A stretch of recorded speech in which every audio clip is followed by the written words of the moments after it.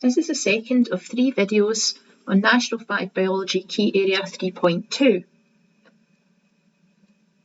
I'm going to be looking at sampling techniques first. Imagine you wanted to know how many peppered moths there are in a particular forest. You couldn't easily organise to go in and count every single moth. It would be an impossible task. So what we do if we want to find out how many of a particular species there are in a large area, rather than counting them all, we take a small sample, as evidenced in this little diagram here. So out of the entire population, we take a small sample of them, and as long as that's representative of the rest of the population, we can kind of multiply up and find out how many there are. Let's have a look at some of the sampling techniques that you would do in school. The first one is a sampling technique for plants, and there are some important facts to know about how to use it that you can be assessed on in the written exam. So make sure that you take this on board, because it's going to be a wee bit more tricky since you're not actually personally using a quadrat just now. So first of all, have a look at the diagram of the quadrat. These are usually made of metal frame. In the ones in school, you've maybe seen them around in a classroom somewhere, and they are divided up into equal-sized squares. The quadrat is always of a known size, and before you went to do your sampling, you would know what size your quadrats were. And these are used for estimating the number of plants present in an area. They can also be used on a seashore to do some sampling of the invertebrates on a seashore. That part means we would use them for plants. So let's look at the rules for quadrats. These are really important. The first thing to do is to make sure your quadrats are placed at random. So sometimes we're going out onto the grass in Park Means and there's not an awful lot of flowers in it. So it'd be tempting for people to put their quadrats down where they see plenty of the flowers. But that's not how you do it. You have to put your quadrat down randomly. And in fact, people just throw them down. And you would do them in a wide variety of areas, not all close together. So you have to do several repeats of your quadrat. You don't need to have loads of quadrats yourself. You can reuse the same one, but make sure you're throwing it down in a variety of areas. Now, for doing the count for a quadrat, it's really important to know that you are not counting how many flowers are in it. Instead, you count how many of the squares have any flowers. So for example, if the flowers were quite small, there might be 3 all within the one square. That would just get a count of 1 because it's a square with any flowers. You make a decision before you start, and the usual one is that if there's more than half a flower in a square, that counts as 1, and if it's less than half a flower, it doesn't get counted. So you wouldn't repeat counting the same flower more than once. So I'll say that again. You count how many squares have got any flowers at all, not the total number of flowers. And that's quadrats. The next one is something that you could do at home if you wanted. You can make a very simple pitfall trap by just using a paper cup, maybe making a hole in the bottom to make water drain out, and you dig a little pit into some soil and put the top of the lid level with the ground. Sometimes we put little stones and put a wee cover over the top. There's got to be space for little invertebrates to walk in, so you might get spiders or beetles or worms or something in your pitfall trap when you come back the next day. Now, like in the previous section, very much a focus on what kinds of errors you could have made and how we minimise those errors. So let's look at them here. So first one, not representative.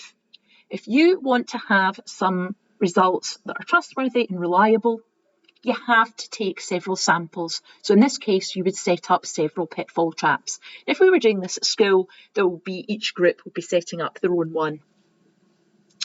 Another problem could be that the trapped invertebrates get eaten by birds. That's one of the reasons why we might disguise the opening. So you might put a wee cover over the top as shown in the picture and then put some grass on that so that a bird flying past doesn't see into it. Sometimes animals can get eaten by other animals that have also been trapped.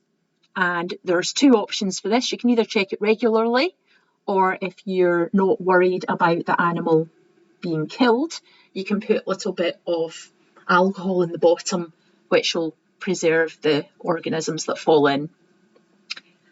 One of the main problems in Scotland is the whole thing gets flooded, and that's why I said at the start we normally make some little holes in the bottom of the container. So that's 2 sampling techniques that we can use. The next bit is a study which allows you to get some information about a large area. So they've got an area here which includes woodland and then some parts that are out with the woodland, and you might do a study, for example, of light intensity, and you'd expect to find as much more light intensity, a much higher light intensity in the bits outside the forest than inside. But the benefit of this particular technique is that you're marking out areas and doing all your sampling, and usually you go with 1 metre spaces between them, but you can choose any that you like. So to make the line transect, basically what you've got is a metal pole that you stick into the ground, and then attached to that there's a big long string, and you basically put that string out in a straight line and measure 1 metre intervals along it and mark them, and that's where you do all your different sampling. And somebody's included a set of results here that we'll look at in a minute. So we'd normally be having a look at several abiotic factors at each of our areas, and we might make a note about what the conditions are in that area as well. So for example, if it's in the forest or not. You can very easily do your light, moisture, temperature and pH readings very quickly, and the point is that you do each of these readings at each stop off area. So if you look at well, they've called it quadrat number, but what they're meaning there is at sampling site 1, they've done a quadrat. They've taken a light intensity reading, which has come out as high. They've taken a soil moisture reading. Remember all the stuff that you've learned already about that you have to clean the probe in between times. And they've also had a look at different types of plants that are there. So they will be perhaps from their quadrat study. So that's a line transect.